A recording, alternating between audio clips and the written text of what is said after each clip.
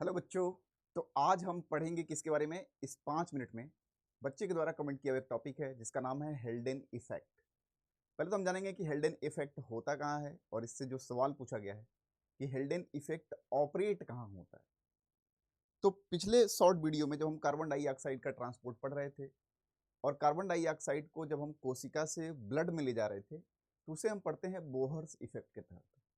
अब यही carbon dioxide blood के माध्यम से हमारे एल्वोलाई तक पहुंचाई जाएगी और उसको हम कहते हैं क्या, हेल्डेन इफेक्ट कहते हैं।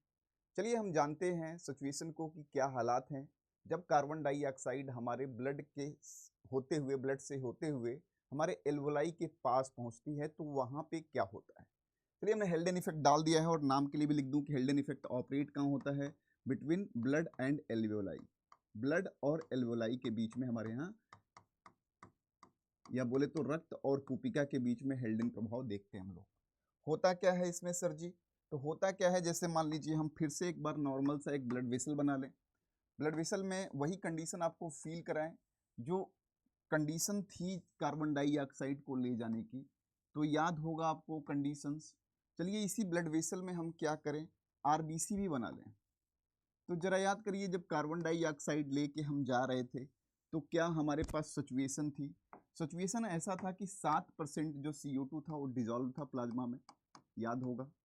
25% को हमने किस फॉर्म में रखा था, HbCO2 के, HbCO2 यानी क्या कहते हैं इसे, कार्बामिनो हीमोग्लोबिन कहते हैं। और कहीं ना कहीं जो 70% था हमारा HCO3 प्लाज्मा में चला गया था, ऐसा याद होगा। ऐसा हम सिचुएशन बनाए हुए थे। अब जब यही ब्लड हमारे एल्वोलाई के पास पहुंचेगा, मान लीजिए हमने यहाँ एल्वोलाई बना दिया, तो आप सभी को पता है कि गैसेस का एक्सचेंज होता है, गैसेस का विनिमय होता है। किसके? जो कॉन्सेंट्रेशन ग्रेडियंट होता है, सांद्रता प्रवणता जो होती है उसके अलोंग। और सांद्रता प्रवणता के अलोंग जब यहाँ हम देखेंगे तो यहाँ ऑक्सीजन का पार्शियल प्रेशर ज़्यादा होता है और कार्बन डाइऑक्साइड का पार्शियल प्रेशर कहीं ना कहीं यहाँ ज़्यादा होता है। तो ऑक्सीजन का पार्शियल प्रेशर जब हमारे कूपिका में, चूंकि हमने एयर को, एटमॉस्फेरिक एयर को इनहेल किया है, यहाँ आंशिक दाब जब ज़्यादा होता है तो हमारे यहाँ कूपिका से ब्लड में हमारे यहाँ क्या आता है, ऑक्सीजन आता है। एक बात बहुत डेफिनेट तरीके से समझ लीजिएगा कि बाइंडिंग ऑफ, लिख लिख भी सकते हैं, बाइंडिंग ऑफ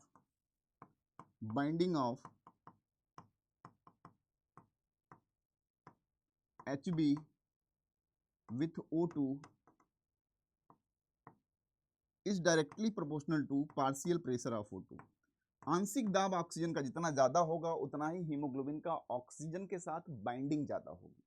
तो डेफिनेट सी बात है, जब हम कूपिका से ट्रांसपोर्ट करके लाएंगे, जब कूपिका से विनिमय करके लाएंगे ऑक्सीजन, तो ऑक्सीजन का आंशिक दाब ज्यादा होगा। इस कंडीशन में जो हमारा HbCO2 था, HbCO2 था, ऑक्सीजन के आने के बाद क्या होगा, ये तुरंत बदल जाएगा किसमें, HbO2, और हम कार्बन डाइऑक्साइड रिलीज कर देंगे और यही कार्बन डाइऑक्साइड हमारे कूपिकाओं में चला जाएगा। एक कंडीशन अपने आरबीसी का और याद रखिए, आरबीसी के अंदर ही कहीं ना कहीं हमने हीमोग्लोबिनिक अम्ल बनाया था, HbH बनाया था। HbH बनने की वजह से हमारा SCO3 माइनस बाहर गया हुआ था।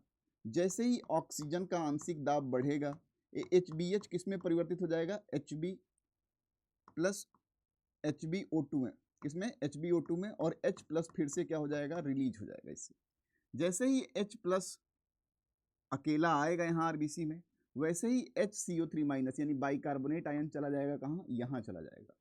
और बाइकार्बोनेट आयन को बैलेंस करने के लिए जो क्लोराइड आयन आरबीसी में गया हुआ था वो बाहर चला आएगा, जिसे हम बोलते हैं निगेटिव क्लोराइड शिफ्ट। अब बाइकार्बोनेट के मिलने के बाद क्या बनेगा, CO2 प्लस H2O बनेगा, और जो भी H2O प्लस CO2 बनेगा, और जो भी CO2 बनेगा ये फिर से कहाँ ट्रांसपोर्ट कर दिया जाएगा, हमारे कूपिका में।